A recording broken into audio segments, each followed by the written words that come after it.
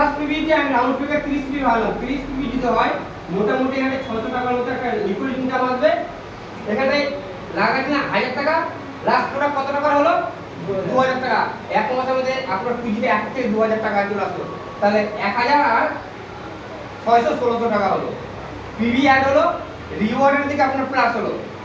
তো ক্যালকুলেশন আমরা businessman, we are the businessman, we are the businessman, we are the businessman, we are the businessman, we are the businessman, বলতে শুনতে পাচ্ছি না, we are the businessman, we are the businessman, যে যত জোরে বলবেন ওর টাকা তত তাড়াতাড়ি আসবে, যে আসতে বলবেন ওর টাকা দেরি করে আসবে।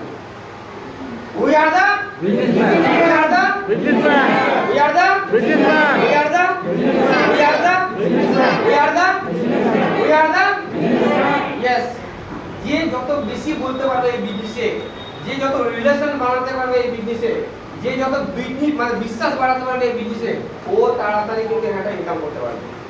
লোক কি ভাবছে ভাবতে যাবে, আপনার ইন্টেনশনটা, আপনার লক্ষ্যটা যেন ঠিক থাকে, যে আমি ওনার কাছে কেন গেছি, ওনার সাথে কেন কিছু কথা বলছি। আজকে আমরা কেউ কাউকে চিনতাম না, আজকে চিনি। আমরা কেন চিনি? সবার মোটো কি, টার্গেট কি, income. Yes or no? Yes. Yes or no? Yes. Yes or no? Yes. Yes. Yes. সবারই টার্গেট হচ্ছে ইনকাম।